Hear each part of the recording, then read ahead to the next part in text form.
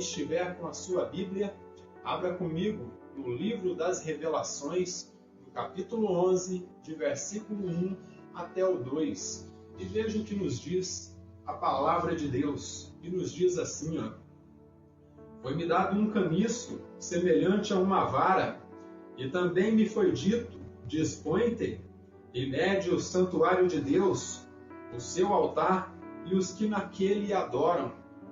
Mas deixa de parte o átrio exterior do santuário, e não o meças, porque foi ele dado aos gentios.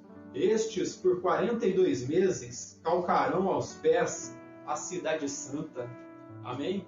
Lemos até aqui a palavra de Deus. Então que Deus nos abençoe, que Ele nos permita compreender a sua palavra e que Ele possa produzir um crescimento espiritual em nós, um crescimento edificante que possa nos abençoar e nos fazer crescer no conhecimento da sua palavra.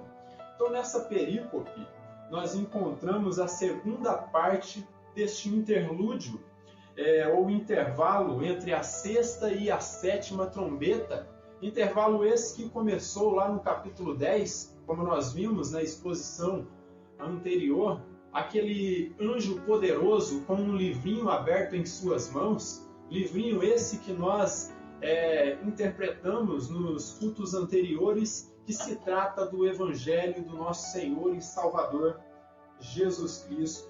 Agora, na segunda parte deste interlúdio, deste intervalo entre a sexta e a sétima trombeta, João vê algo que, em suas palavras, era semelhante a um caniço de medir.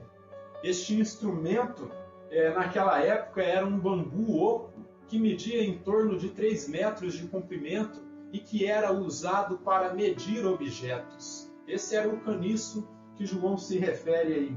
Deste modo, nós podemos dizer que isso é algo semelhante a uma trena ou uma régua que nós usamos em dias atuais para medir algo que nós desejarmos. Então, esse caniço que João se refere aí é uma ferramenta de medição. E desta forma simbólica, meus irmãos, o apóstolo João, ele recebe autoridade para medir o santuário. Símbolo esse que não se refere a um templo literal de pedras ali em Jerusalém, mas que representa a igreja do nosso Senhor e Salvador Jesus Cristo. Então, pelo que vocês estão começando a compreender, João o apóstolo, dentro desta visão, ele recebe autoridade para medir a igreja do Salvador Jesus Cristo.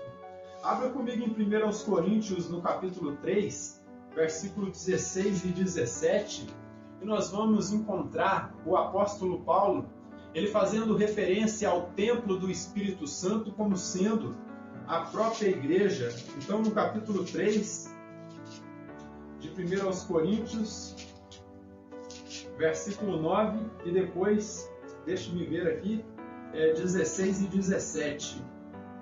E diz assim, ó, prestem bem atenção no que está dito aqui, ó, 1 Coríntios, capítulo 3 e versículo 9. Veja o que diz o apóstolo Paulo aqui, ó.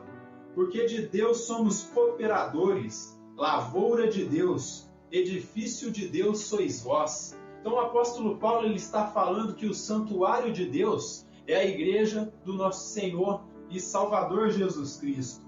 Mas nos versos 16 e 17 ele fala mais claro, ó. Não sabeis que sois o santuário de Deus e que o Espírito de Deus habita em vós? Ele está perguntando, vocês não sabem que vocês são o templo de Deus e que o Espírito de Deus habita em vocês? Ó? Se alguém destruir o santuário de Deus, Deus o destruirá, porque o santuário de Deus que sois vós é sagrado. Então essa é mais uma referência que nós encontramos nas Escrituras Sagradas, que nos confirmam que o santuário de Deus no Novo Testamento é a igreja do Senhor Jesus Cristo. E é daí que vem esta interpretação de que a medição que João o apóstolo tem que fazer aí é a medição da igreja do Senhor Jesus Cristo. Mas vamos seguindo aí. Em 1 Coríntios, deixa-me ver aqui, 1 Coríntios capítulo 6, versículos 19 e 20, nós encontramos algo mais aqui. 1 Coríntios 6, 19 e 20, o apóstolo Paulo ele vai seguir argumentando aqui que o santuário de Deus no Novo Testamento é a igreja do Senhor Jesus Cristo. E diz assim nos versículos 19 e 20, vejam bem, acaso não sabeis que o vosso corpo é santuário do Espírito Santo, que está em vós, o qual tendes da parte de Deus, e que não sois de vós mesmos? Porque fostes comprados por preço, agora, pois, glorificai a Deus no vosso corpo. Então, pelo que nós estamos entendendo aqui, o santuário do nosso Senhor e Salvador Jesus Cristo é a igreja, os primogênitos, os eleitos de Deus. Então, sendo assim, João ele recebe a legalidade aí para medir a igreja. A autoridade essa que futuramente, meus irmãos, será dada às duas testemunhas, dois profetas que o Senhor e Salvador Jesus Cristo vai levantar no futuro para confrontar a igreja do Senhor Jesus Cristo. Então, dois profetas que no período tribulacional, eles vão confrontar os pecados dessa igreja moderna. Igreja essa que a cada dia vem se afundando em seus pecados. Então, eles vão medir a corrupção da igreja, que a cada dia vem se afundando em heresias, dogmas humanos, teologia da prosperidade / teologia do coaching, e também a maldita teologia liberal aí, com as suas vertentes, que são a teologia da libertação e a teologia progressista. Teologia da libertação, anos atrás, meus irmãos, era um problema que os católicos romanos estavam enfrentando. Só que agora eu posso dizer para vocês que a teologia da libertação já não é um problema só de católicos tradicionais, é um problema que se infiltrou dentro das igrejas tradicionais e reformadas também. Uma teologia que mistura comunismo, socialismo com o texto bíblico e desta forma tem invalidado todos os decretos divinos. Então, esse inimigo não é só dos católicos, mas é nosso também, pois eles invadiram as igrejas aí tradicionais e reformadas. E o que dizer também das estrelas do mundo gospel que serão julgadas? Tudo isso vai ser medido, meus irmãos, tudo isso vai ser confrontado por esses dois profetas, e por fim Deus vai limpar a sua casa. A sua casa, a casa de Deus, ela será limpa, preparada e adornada para a chegada do grande Rei Jesus. E dessa forma, esses dois profetas aí, eles vêm para limpar a corrupção que está infiltrada dentro das igrejas.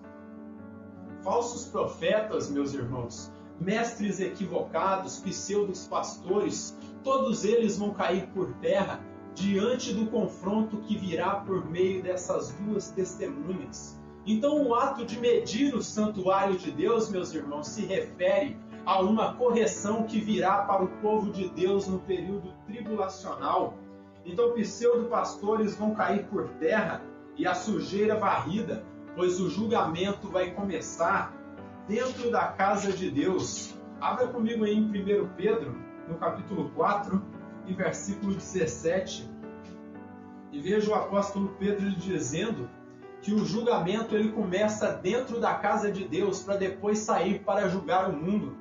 Então entenda uma coisa, que essas duas testemunhas, elas vão aparecer no meio do cristianismo e vão aí estar medindo a casa de Deus, estar medindo tanto para a separação, para a proteção do povo de Deus, quanto para a destruição dos ímpios. E veja o que diz aqui, 1 Pedro capítulo 4, versículo 17, porque a ocasião de começar o juízo pela casa de Deus é chegada. Ora, se primeiro vem por nós, qual será o fim daqueles que não obedecem o Evangelho de Deus? Então o apóstolo Pedro ele afirma aqui em 1 Pedro capítulo 4, versículo 17, que a correção, que o juízo divino ele vai começar pela casa de Deus. E esses dois profetas aqui do livro do Apocalipse, que no período tribulacional eles vão se levantar, nos primeiros 3 anos e meio, eles vão estar primeiramente confrontando a igreja que está aí, como eu disse, corrompida em dogmas humanos, corrompida aí com pseudo-pastores, mestres equivocados e falsos profetas, gente que tem abraçado a teologia liberal, essa teologia do coaching também, todos eles vão ser julgados pelas duas testemunhas.